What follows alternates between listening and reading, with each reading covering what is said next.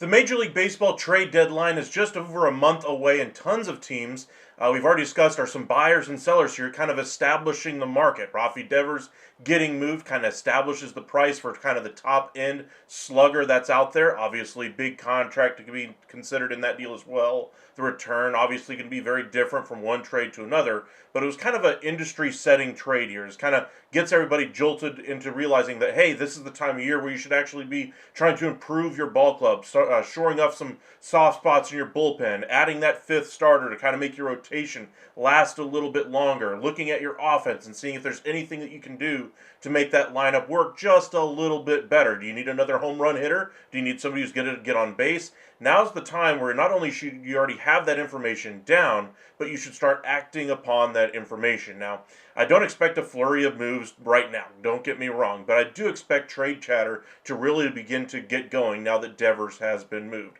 So with that, let's get into it.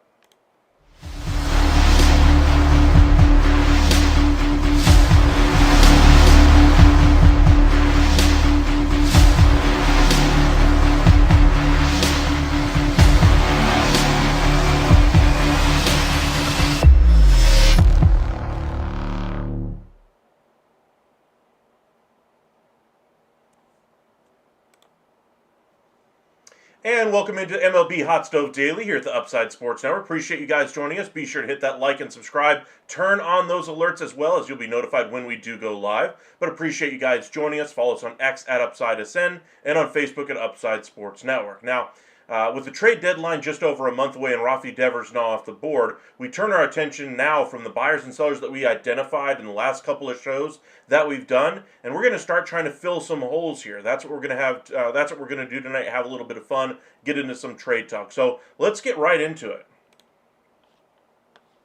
So we'll start anyway. I want to have a few pages up. So if you guys are following along at home anyway, if you guys want to pull up kind of the prospect rankings wherever you like to use.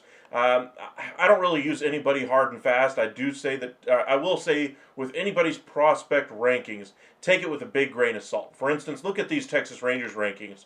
One player, David Davilo, anyway. I'm not sure if I'm pronouncing this right. All the way down here at 28 anyway. That obviously has gone way, way higher after his performance at Double A so far. He replicated what he did last year at High A, and at Double A he's pitching just as well. He is a borderline top 10 prospect. So wherever you're getting your prospect list from, kind of take whatever that number is next to their name with a big grain of salt. After we get through the trade deadline, we'll see all the publications update their rankings anyway, and then you'll see where these guys really ultimately fall. But we'll kind of start here with the Texas Rangers to kind of give you an idea of what they have to work with if they wanted to add here at the deadline. They have they have some top-end prospects.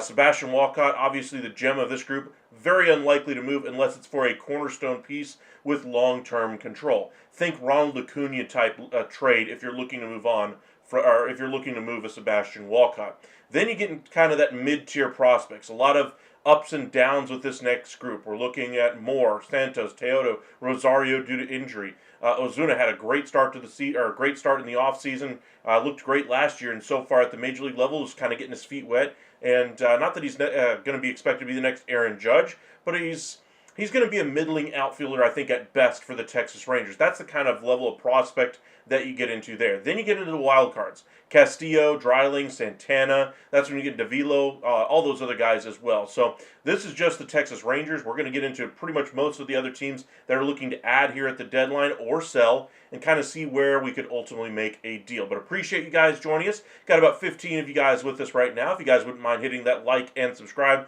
that thumbs up goes a long way to getting more people in here. The more people we have in that chat there, the more we can actually have some fun and have some entertaining conversations. I know as a Rangers fan, if I'm trying to think of a trade, if I'm trying to make a trade with, say, Master Vinman, a Cubs fan, what are the Cubs looking for? They're looking for some starting pitching. What are the Rangers looking for? Right now they're looking for some hitting. What would make sense for the Rangers to try to trade that would fill a hole for the Chicago Cubs? Rangers right now are a little thin on the pitching side, but will be better once they get some of their arms back. But say that the market dries up on the pitching side and Chris Sale doesn't move. the Cubs could turn to a team like the Texas Rangers, who will have an abundance of pitching as long as people get back from the injured list and nobody else goes on it. They will have an abundance of starting pitching. And they can try to trade from that depth there and try to add other pieces to their offense that way, recoup some value, however they decide to go about it. But that would be one interesting type of move.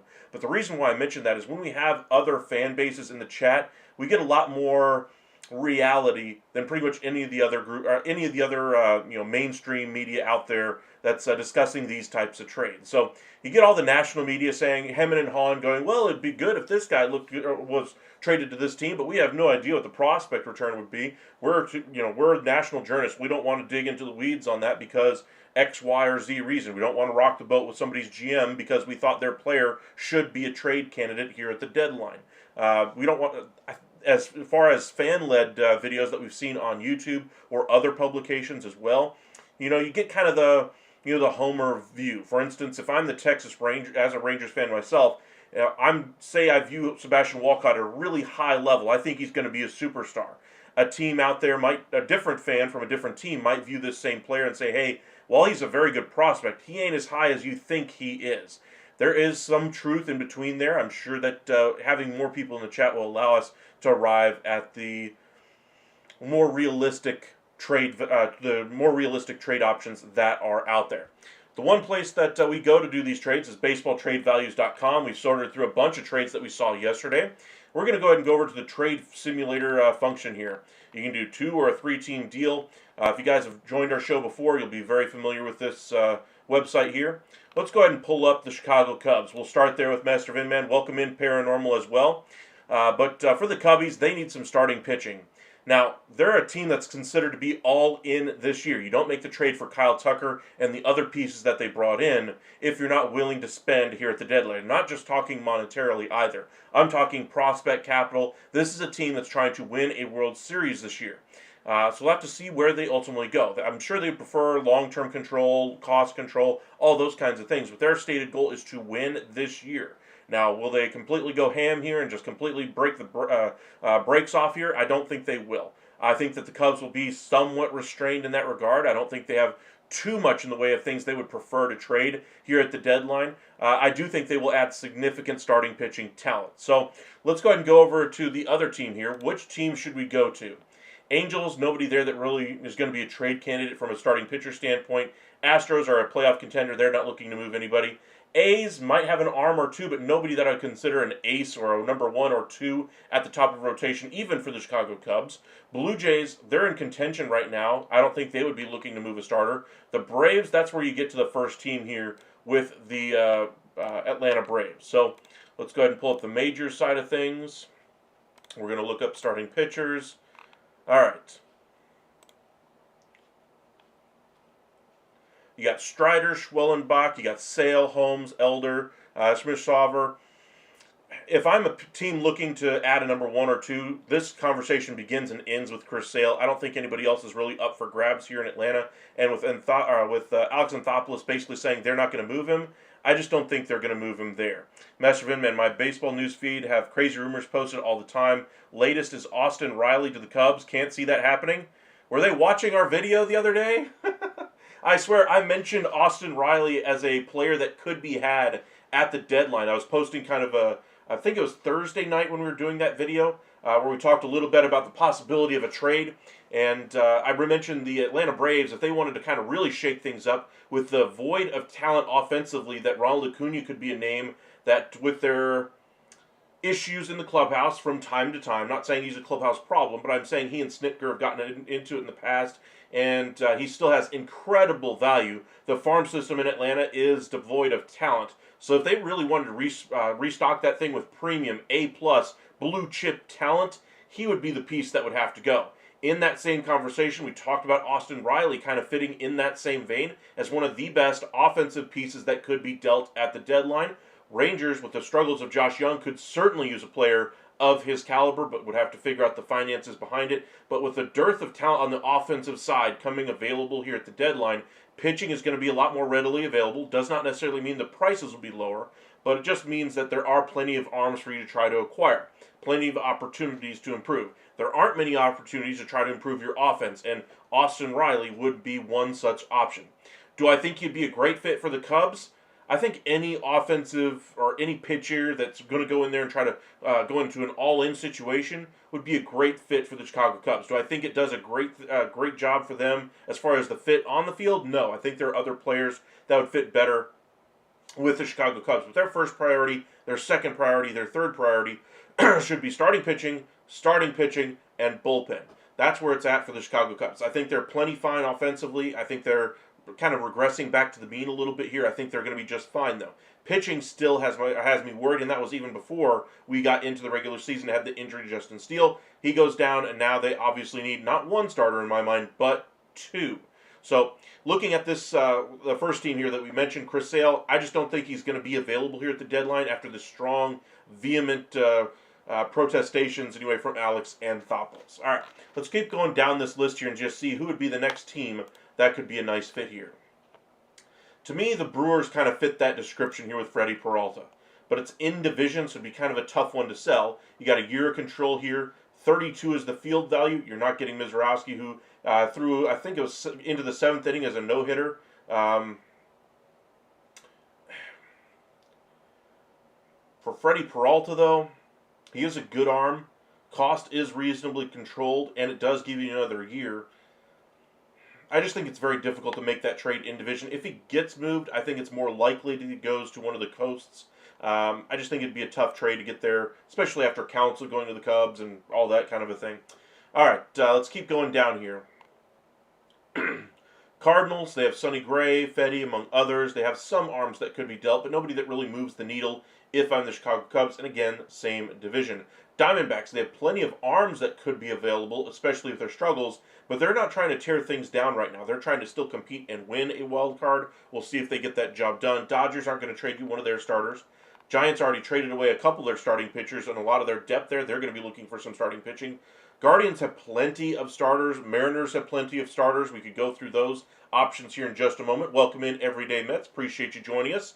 If you guys are new here, be sure to hit that like and subscribe. Share this on your social media out there, Twitter, Facebook, wherever you guys are at. Let your friends know that we are chatting some baseball, coming up with some trades. So send us your trade ideas in the chat. Maybe we can do a couple of those as well. Guardians, as I mentioned, be a good candidate for some trades here for the Chicago Cubs, adding some starting pitching. Mariners, another one there. Marlins, we've talked about Sandy Alcantara. It would be the kind of an all-in move for the Chicago Cubs if they decide to go after him. But I think they'd be able to get a bigger price after the season if you're the Miami Marlins. So we'll have to see. New York Mets, they're not trading anybody away. They're trying to compete for a World Series. Nationals, young starting pitching. They don't really have anybody that's going to be dealt that's a difference maker. Orioles have plenty of number 2, 3 type starters, but nobody that's a true number 1 that could be dealt at the deadline. I'm going to go ahead and say no to that one because I think you need a true ace at the top of that rotation if you're the Chicago Cubs. Why spend your powder on a guy who's a number 2 when you can go out there and get a number 1 for a more expensive haul? Looking at the San Diego Padres, they have a couple of starting pitchers that come to mind as far as trade candidates, even as they try to vie with the Chicago Cubs and others for those final wild card spots. I think the Padres have kind of gotten the most out of their season so far. A little bit surprised that they held on to Luis Arraez and Michael King and Dylan Cease and others this long. I do think there'll be some trades here at the deadline, both buying and selling here for the Padres, but we shall see. Phillies are not trading anybody away out of that rotation right now. Pirates, the pie in the sky here is Paul Skeens. They ain't trading him in the division to watch him dominate their team for the next 18 years. Everyday Mets, my trade idea, Mets will get Skeens. Mets will give up Jet Williams, Jonah Tong, and Carson Bengi. I'm not sure that package gets it done, honestly. I just don't think this is the year for the Pirates to trade him either. I get the enthusiasm from outside fan bases to try to bring him in, but if you're a fan of the Pittsburgh Pirates, even if you are a fan that is in favor of trading him away, what exactly are you going to get in return that's equal to his value? Right now, he's probably one of the top 2, maybe top 3 starting pitchers in the game at worst right now. He is that dominant. He is that good. I would not be trading him for anything right now. I'd just be maximizing his value, trying to add whatever you can around the periphery, see if you can make another run at it in the offseason, try to compete next year. But I think the Pirates realized going into this year that offense was going to be their struggle, and it proved to be the same issues all over again. We mentioned the Texas Rangers as far as a team that might have some arms to trade at the deadline. In years past, they'd like to have plenty of arms available at the deadline. We'll see if they decide to hold on to those guys or capitalize on the value of a Tyler Mahle or a Patrick Corbin. Do those guys necessarily mean a number one in a rotation? Not really. Mahle a little bit more is a little bit closer to that point, but Patrick Corbin's on the back nine of his career, maybe on hole 18. He's pitching very well this year, 2 times through the order. Third time through, you have to yank him very quick. Tampa Bay Rays, they always are up to something there. They could move an arm or two. Reds, they're starting to play a little bit better. They're not going to trade anybody. Red Sox are looking to add. They're not looking to subtract.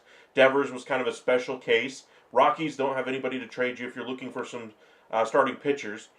Royals are going to be an interesting spot. I think Cole Ragans is kind of the true number one there, but he's going to be out until after the All-Star break, and nobody else really moves the needle as far as I'm concerned if I'm a Cubs fan. Let's see here. Tigers, they're not going to be looking to sell anybody. They're looking to try to compete and win a World Series or at least an American League pennant. Twins, that's a good team there. If Pablo Lopez hadn't been hurt, or at the moment anyway, I think he'd been a great option here at the deadline for the Chicago Cubs, among other starters that the Twins do have. White Sox, they don't have anybody that really moves the needle for the Chicago Cubs in trade, and Yankees are not trading anyone away off that roster. So that leaves you with kind of some limited options here if you're the Chicago Cubs looking for a true number one. Looking at the Rays, just kind of getting an eyeball at it. Bradley, Pipio, McClanahan. You could go after a McClanahan type. See if you can get him while his value is still somewhat depressed. He could take over as your number one in that rotation. I would be a fan of that move if I was the Chicago Cubs. Pipio's kind of taken over as the number one for at least the moment. But if I'm the Chicago Cubs, McClanahan would be one option I'd keep an eye on. Not necessarily saying they're going to make it happen. Let's look at the St. Louis Cardinals.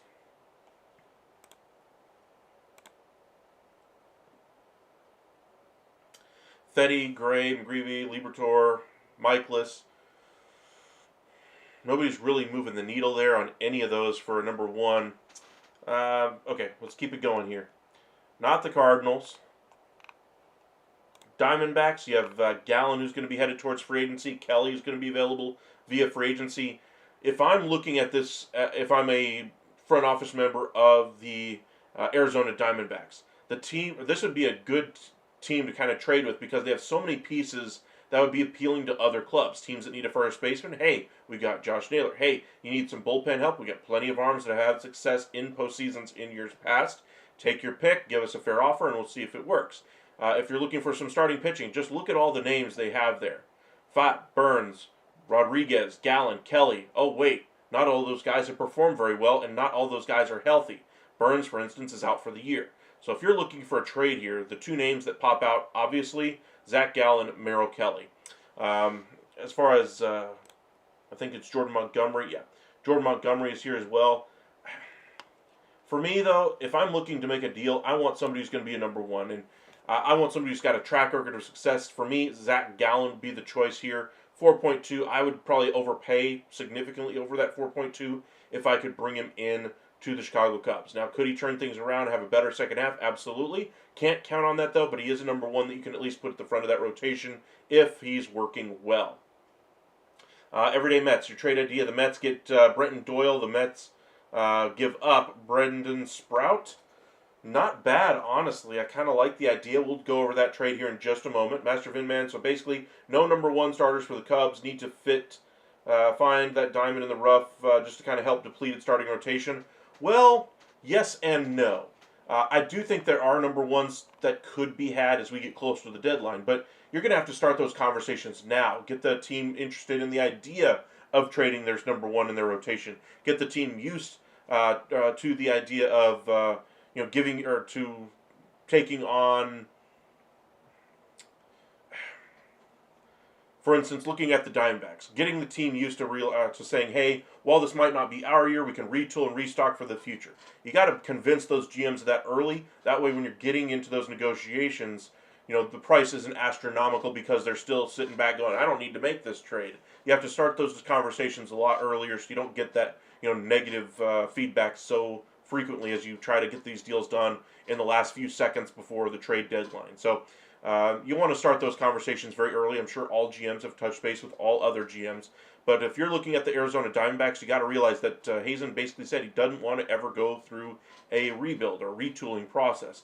This might be a one-year blip for them. I do think the Diamondbacks are still a good team and could very well go on to playoff success this very year. But so far, the first half tells us they're not quite as good as we thought going into the year, especially with some of the injuries they now have with Corbin Burnes. So let's go ahead and kind of keep this thing going here. If we did a Gallen trade, that'd be a fairly easy trade there to make. 4.2 is the value going out from the Diamondbacks. So what could you bring in if you're the Diamondbacks? Again, you're looking around 4. So what would make it worth it to you? Would you go after a young starting pitcher like Jackson Wiggins? I think that would be a nice option. Then I'd go to kind of the not so great options here. Maybe get a young shortstop to kind of hope on. And then there's your deal. Validate. Fair trade, and we'll post it. So your trade there. Basically, you're getting Zach Gallen for a starting pitcher that's close to MLB ready, and then a young shortstop, kind of a lottery ticket piece. That's kind of the asking price for Zach Gallen with his struggles that he's had so far this year. But if you're looking for another player that might be in that number 1-ish contingent there, let's go ahead and pull up the Cubs once again. And I want to go down to the Padres.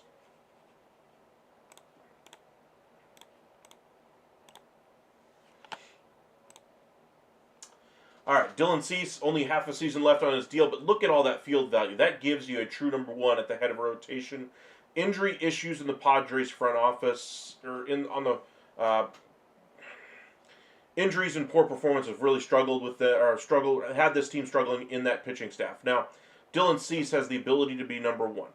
If I'm a team looking to make a trade with San Diego, I understand that they're trying to be a little bit more frugal with their money. So I try to frame my argument if I'm trying to convince them to part with Dylan Cease and not let him go to free agency and see if they can try to re-sign him at that point. My argument would be, hey, we can go ahead and give you some long-term, cost-controlled assets, and we can give you somebody who's close to Major League ready as far as a starting pitcher that could immediately fill in and allow you to stay at a very comparable level to where you're at in the big leagues right now.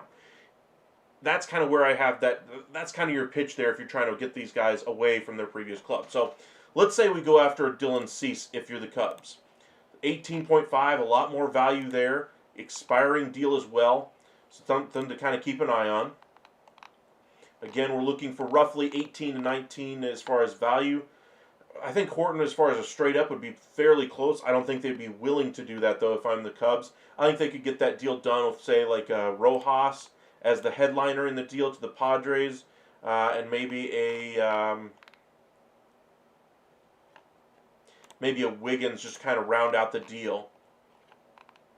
It's actually pretty close. We'll validate it and post it and show you guys.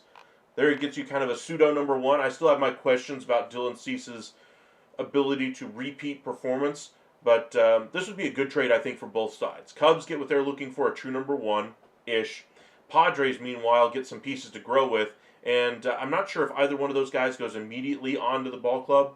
I think there's an outside chance we see one of those, that we see Wiggins make it, but I think the Padres, if they did the deal here, would kind of be signaling that they're not necessarily looking to win the division. They might want to stay in wildcard contention, but they're not necessarily looking to win the division. But to your comment there, Master Vinman, basically if there's no number 1 starters available, pretty much, we thought maybe Houston, if they were under 500, might be looking to move on from Fernando Valdez, among others. That's not going to happen. They're going to try to win this season. All right, let's go ahead and do another deal with another ball club here. Mets, we just talked about the Brenton Doyle and Sprout one. Let's go ahead and see what that trade would actually look like real quick.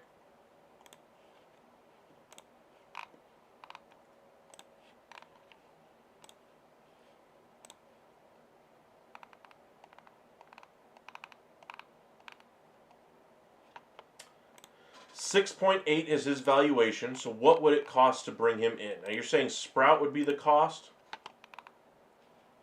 Or Sprout anyway? looking at the trade value estimator here, Sproat's got so much more value. I don't think that would be necessarily a fair deal for the Mets side of things. I think if the Mets were to do this deal, they would want a better asset coming back to them as well. So what could they do? So you got roughly 15 with which to work. They don't have a whole lot here. I just don't see a deal there, though. So everyday Mets, I don't think that would happen. Sproat in exchange for Doyle. Tough job being an MLB GM, absolutely. If you guys follow this channel pretty well, I do like to cover all four major sports. And right now, earlier today anyway, I was going through kind of the NHL GM side of things with the NHL free agency coming up here in a couple weeks. I already requested off. It's always fun to be able to enjoy that content. But as far as the figuring out the cap, those kinds of things in pretty much any of the other salary capped leagues is so much more difficult than baseball. Baseball, it's usually money for the owner, whether how much are they willing to spend, how much are they willing to tax, all those kinds of things. Players on the field rarely are the sole focus of the trade because you do have to worry about the dynamics of it, but you also don't have to worry about the financial dynamics of a quote-unquote salary cap as well. So all GMs, I think, have it rough, but that's always been my dream job, to be the general manager of the Dallas Mavericks or the Texas Rangers or the Dallas Stars. That was always my dream job, and that's what I really enjoy doing. Fanspo, if you guys follow us for NBA content, great site for a trade machine for the NBA. This is the best one for baseball anyway. Hockey, you got Puckpedia. And for the NFL, Over the Cap Calculator, I think, is probably your best bet for that sport as well. Let's see here. Ethan, welcome back. Where you been, buddy? Haven't seen you in 6 months. Marcell Ozuna to Texas. It's going to happen. Honestly, before these last couple of games for the Pirates, I would have said no.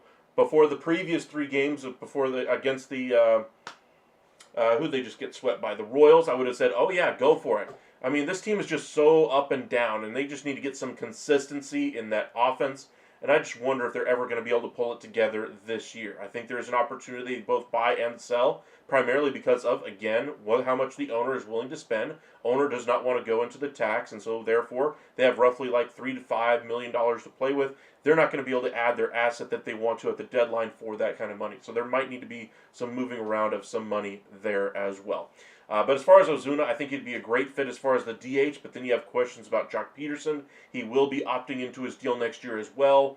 So a lot of question marks there. I think if you go after a DH-only type of a player, I do think there are some nice assets that the Rangers could try to go after to kind of plug their holes as they can right now. Ethan, you ready for the Rangers to call up Kimbrel? I think it will happen at some point. I think he's got enough left in the tank to be effective, but we shall see.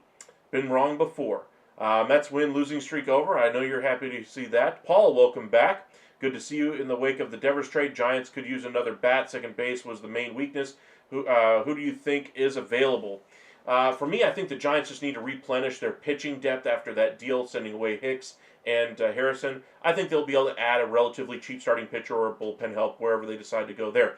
I think they'll be able to solve those issues. But as far as more of a better offensive piece there at second base, there's not really a whole lot of guys out there that I've seen that would be a great fit. I think that their priority has to be pitching, and then they can worry about the second base, because remember, this was not supposed to be their competing year. This was supposed to be a year where they're figuring things out. They're trying to figuring out which pieces are going to be long-term assets for them, figuring out if they're going to make a wild card, make a surprise run at a wild card. But we'll see where the Giants ultimately end up. I think Devers, being the best offensive piece likely to move at the deadline, was kind of their opportunity here. Andy's locked up long-term to where they didn't have to wait until the offseason to make that kind of move.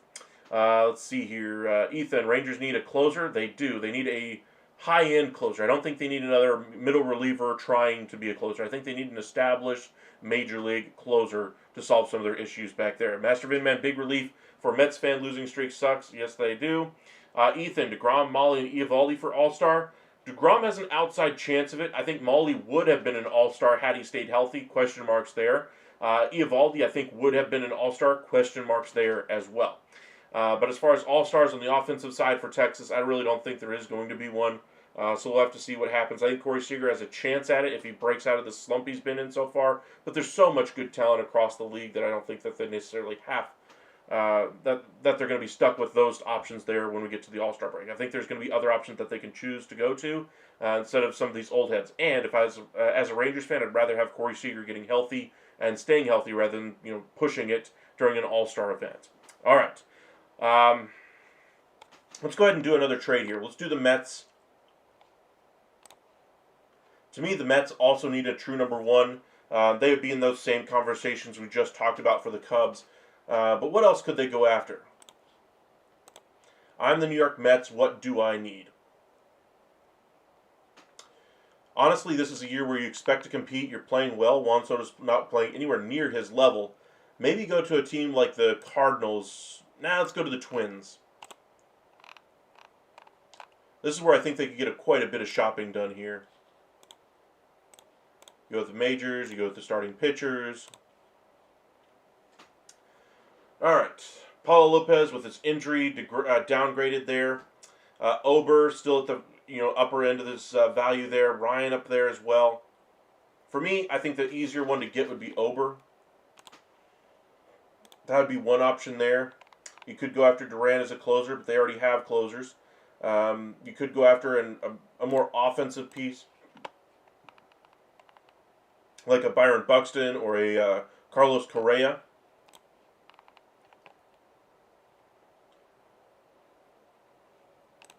Say the Guardians to try to go ahead and try to pack it in for the year. You could go after a Jose Ramirez to solve issues over there at third base permanently.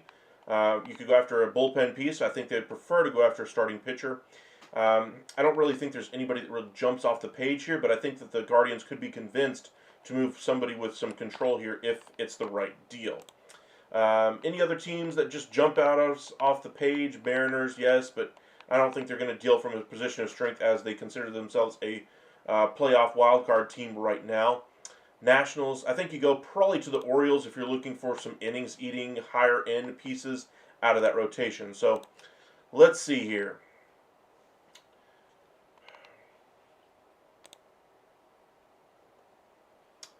Eflin could be a nice piece here.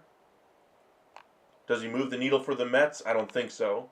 Morton could be an interesting piece. He does nothing for them. Sugano. Sugano might be the fit. Put him with Senga and just see if those two guys kind of feed off of each other.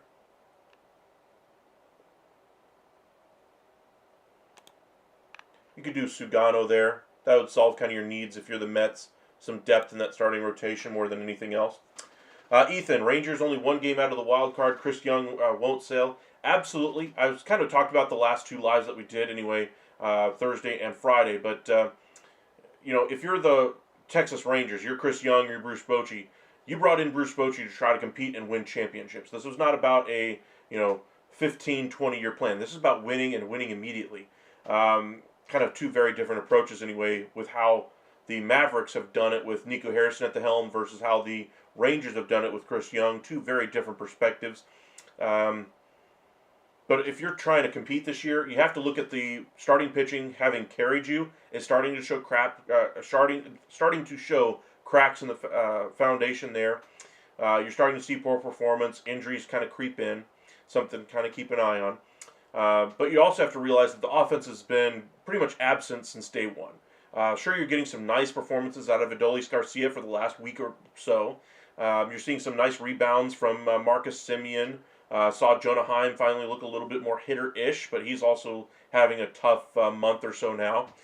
They brought in Berger to be an answer for them over at first base, and so far he's been decent, but now he's injured and is going to be out for at least a few days here as he has been put on the injured list. Welcome in, Sarah. Cardinals need bullpen. I'm not sure how much buying the Cardinals do. Let's go ahead and look at your standings real quick. If you're the Cardinals, where do you ultimately sit? Cardinals right now are in the final wild card spot, won 5 straight so far, 42 and 35. I just don't think this is a year they necessarily buy. I think this is a year to kind of clean the books up here. And I think the Cardinals are trying to figure out which pieces are going to be there long term. I don't think they're necessarily looking to clutter up their roster. That being said, they might show the team that they have a little bit of faith in them by adding a piece here or there. like you mentioned there, as far as needing some bullpen help. Verlis, welcome in. Paul, the Giants should try to get Luis Garcia. I think the Giants, like I mentioned, are going to be looking for some pitching here, some depth, wherever they have to go to get it.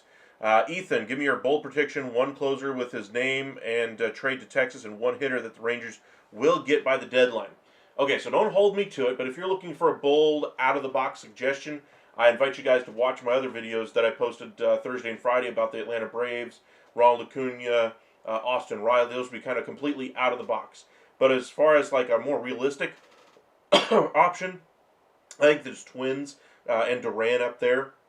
I think the Rangers have long had an affinity for his abilities. Same thing for Emmanuel Clase and the Cleveland Guardians. I think those would be two interesting names as far as a closer. As far as a hitter, I think the Rangers are pretty much stuck unless they trade away a piece. So if they can find another home for a Jake Burger, give somebody else some at-bats, I think that's a possibility. But I don't think they're necessarily looking to add, with the roster the way they've currently got it constructed. If they're going to add, it's going to be on the pitching side to kind of give them reinforcements as well as they pitch so far. You can't keep pushing them as far as they have. All right, let's do just a couple more trades here. Let's go ahead and clear this one out. I know we have quite a few Rangers fans, so let's go ahead and do a Rangers trade. And for me, everybody keeps asking, what are they going to add? What are they going to add? I think they could do kind of what the Rays always do, which is a little bit of buying and selling. So if I'm the Rangers, the assets that I have to trade with, let's kind of scroll down here.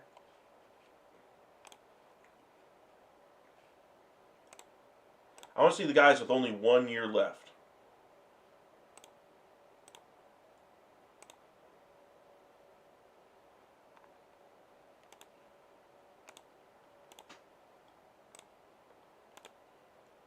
Did they not put it on here? I guess not. Okay. You're not trading Langford. You're not trading Walcott. You're not trading Carter, Rocker. Young could be a piece that could kind of facilitate a trade here. Smith has been very good for you. I don't think he moves. Garcia, you just acquired him, and he's starting to show the abilities to be a long-term closer, but right now he's just not there yet. And then you get into the prospects. As far as negative assets, let's see if the Rangers have a couple that could be moved. You're not trading any of the top three there. You're certainly not trading Peterson after his start. So DeGrom, Seager, Semien, Peterson all stay. Higashioka I don't think moves either. Evaldi, because of the money and because of how much he really likes Texas and Texas likes him, he will not be moving. Dane Dunning, other teams have had a chance to already acquire him for nothing via waivers. That didn't happen. Adolis Garcia, I think if you're looking to kind of offload some salary for both this year and next, I think Adolis might be your guy. I think he still has a lot left in the tank. His numbers are a lot better since it's kind of a sit-down mental break, whatever you want to call it. Ever since then, he's been a lot better of a player. Chase rate's down, striking out numbers are down, but the average is up. Excuse me. The average is up, and the power numbers are starting to come as well. John Gray could be another possibility here for other teams at the deadline. But I'm the Rangers. I want to trim some salary, and I want to get some long-term assets. I think the best case scenario probably Adolis Garcia. So where do we see him going? I think a corner outfield spot, somewhere a team just needs a little jolt, a little shot in the arm to kind of get him over the finish line. I think the Blue Jays could be a factor as if they're trying to win this year. Cubs already say they're all in, but I don't think they necessarily have an opening for him. Dodgers could be an interesting fit. They're always looking for the rehab somebody's career type of a guy, and while I think he's already done that, I think he could reach new heights with that organization as well. Adolis Garcia. Giants could use some pop. Mariners, obviously, Guardians as well. Guardians, let's see if there's kind of a natural trade fit here.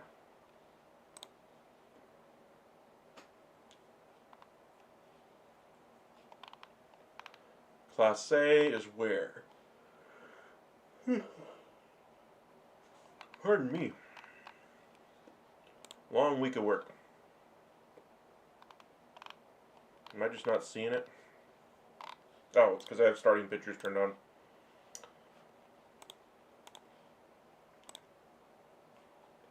Alright. Cade Smith's value 33. Clase is 22. You'd have to attach two pretty good assets to Adolis to get that deal done. I don't think that's going to happen. Let's say the Blue Jays deal does happen. What could the Rangers expect to get from Adolis Garcia? All right, so we're trading Adolis.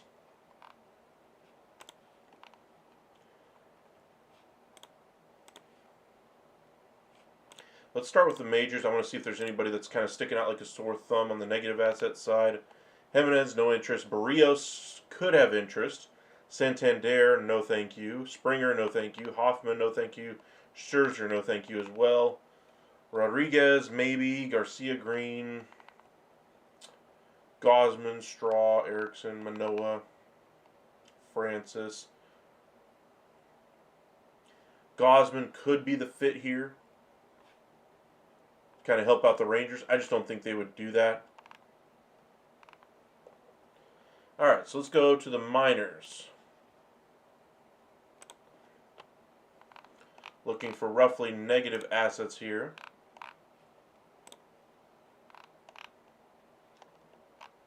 Because again, Adolis Garcia doesn't have too much trade value right now.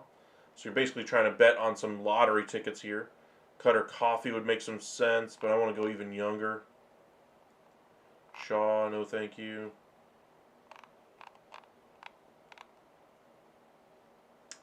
Salinas, maybe.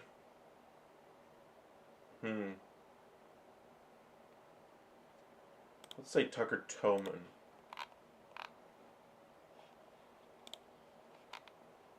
Post it. And this is just an idea to move off of Adolis Garcia more than anything else.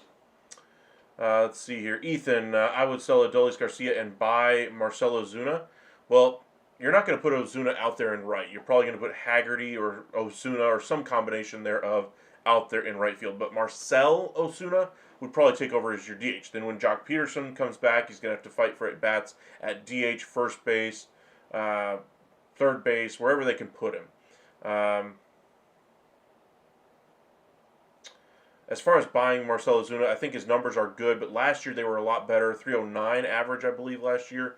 This year I think he's in the 250 range. I just don't think that's really going to happen. Master Vinman, really silly question, Michael. If you were an MLB player, what position would I play? I played a lot of Little League, played some in high school as well, to a certain extent. I was a pretty decent pitcher. I was catcher, first base. Those were my three positions that I loved playing the most. So if I was in the game, if I still had, talent, if I was good enough to be, in college and then make it to the College World Series and then on to to Major League Baseball and progress through the minor leagues and somehow make my debut, what position would I want to play? Well, everybody would want to be Shohei Ohtani. That way you can pitch and hit. But for me, the more realistic answer, if I had to choose, seeing as how, you see me in a Rangers uniform every day. Just kidding. But if I had that level of talent, I would probably be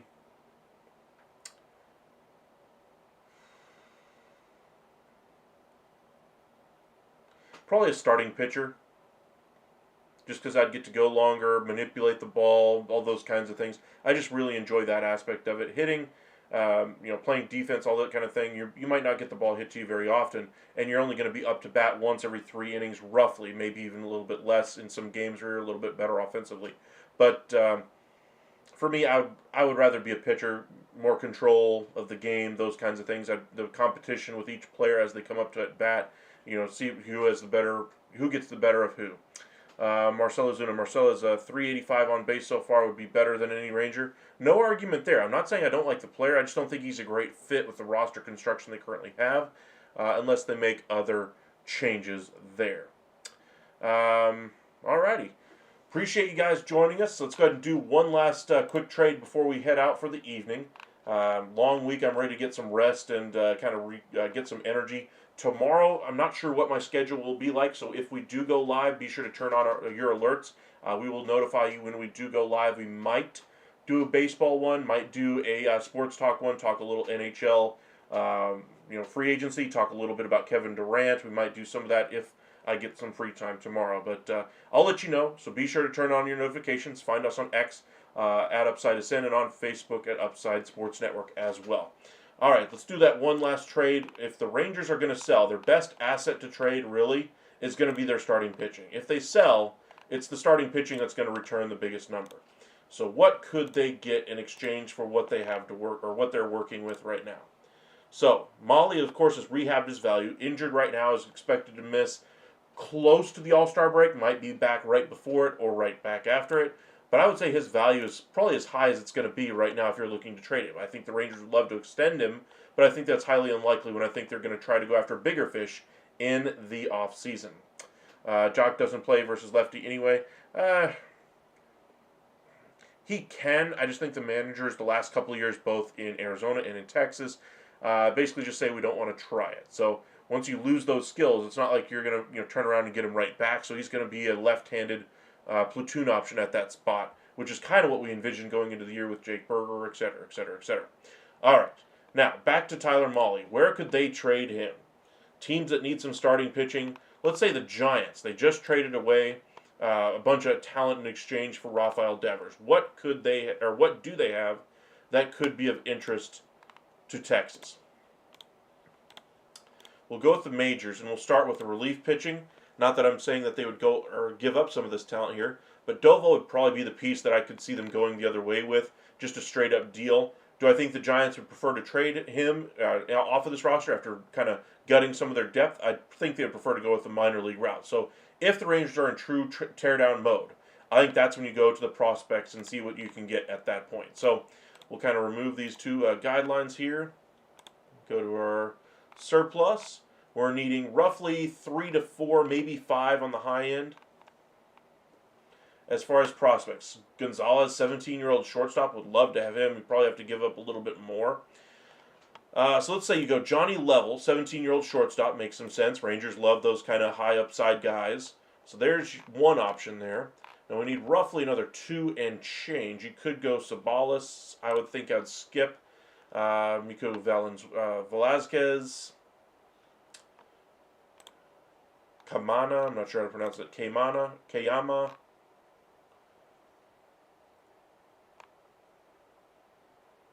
That's a pretty close deal because I think Mahle, once he gets back and healthy, his value will go back up just a little bit. I think they've accounted for that injury here. It is a little bit of overpay as currently constructed, but let's go ahead and post it. They think it's a fair deal. So you get 2 lottery tickets here for a team that's trying to compete and win this year. I think that means if you're looking to trade, or if you're looking for long-term assets, cost-controlled guys that are 16, 17, 18 years old that aren't even going to be in the big leagues for years, you're kind of setting yourself up for tough times in the short term. You got to be able to make it to that point and still have your job. So we'll see if the Rangers, if they're trying to make moves like this, that would basically be telling me that they view this as not necessarily a 1-year thing, which I think is their current intention. I think they would look for a team that has more talent that they could send back on the major league roster rather than going this young route. But that would be the route I would go with a trade or any of your premium asset trades. I'd be trying to get as best talent as I can, as young as I can, so that way I can keep it as cheap as I can for as long as possible. I think the Rangers, if they do decide to sell some of their depth here in the starting staff, they're going to turn around and trade the assets that they acquire to be able to bring in other talent that solves some of the other holes on the ball club. The Rangers, if they did decide to sell here at the deadline, they'd be looking kind of retool on the fly, whatever they could get back and turn into fill the hole in the major league roster of that player they're trading away. I'm sure they would love that. But there are a ton of avenues. The Rangers, the Giants, the Mets, the Cubs, and others could all go down. But appreciate you guys joining us. We might be back live tomorrow, but we will be on Monday. So be sure to turn on your notifications. Hit that like and subscribe. Those thumbs up in the chat really do go a long way to helping us out. I do see we got quite a few comments in the chat today, so I really do appreciate you guys having an active chat once again. Got to have some fun talking some baseball with you guys. Maybe we'll talk a little bit more tomorrow baseball, get into some hockey, NFL, and the NBA as well. But y'all stay safe out there, everybody, and y'all have a great weekend, all right? Take care, everyone.